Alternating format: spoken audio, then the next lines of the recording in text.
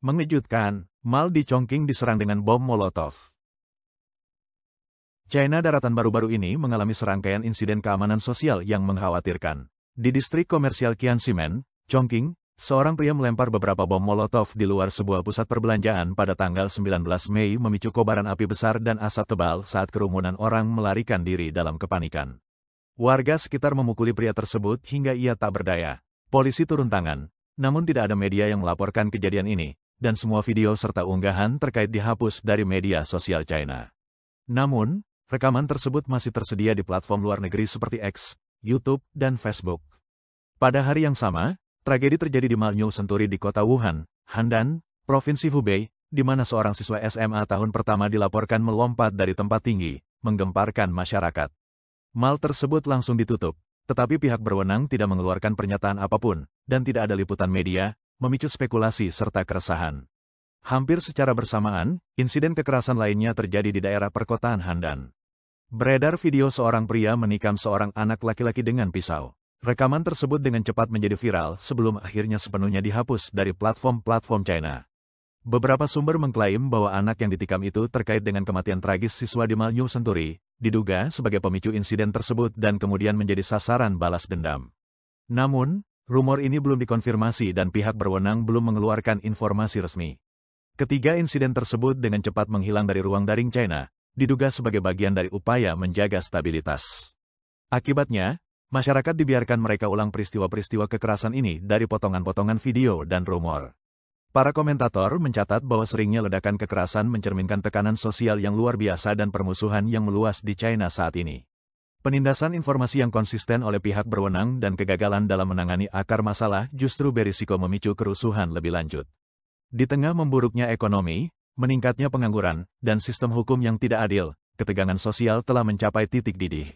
Serangan kini telah meningkat dari pisau dan kendaraan, ke senjata api, dan sekarang bom Molotov, yang membuat arah kekerasan di masa depan tidak diketahui.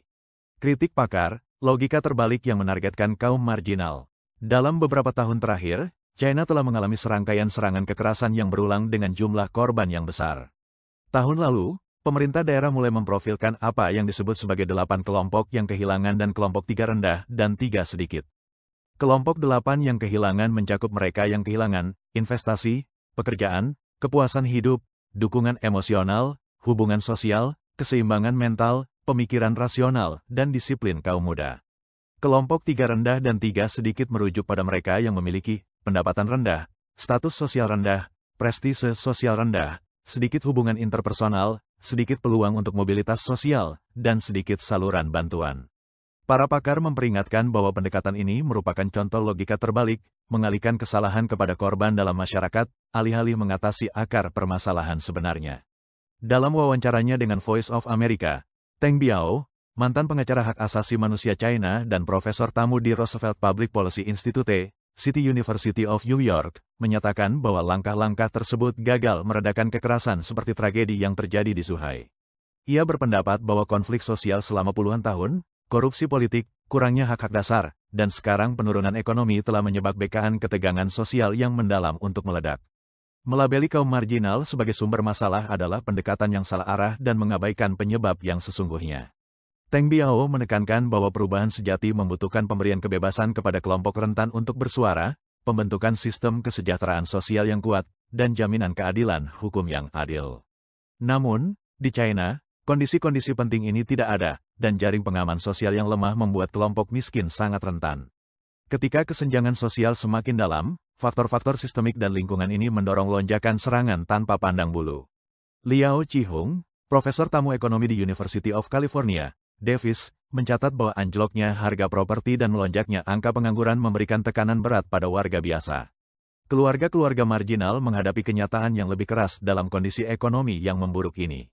Liao memperingatkan bahwa jika Partai Komunis China terus menutupi masalah-masalah ini, alih-alih membangun jaring pengaman sosial yang mencakup layanan kesehatan dan bantuan hidup, maka semakin banyak bom waktu di masyarakat yang pada akhirnya akan meledak.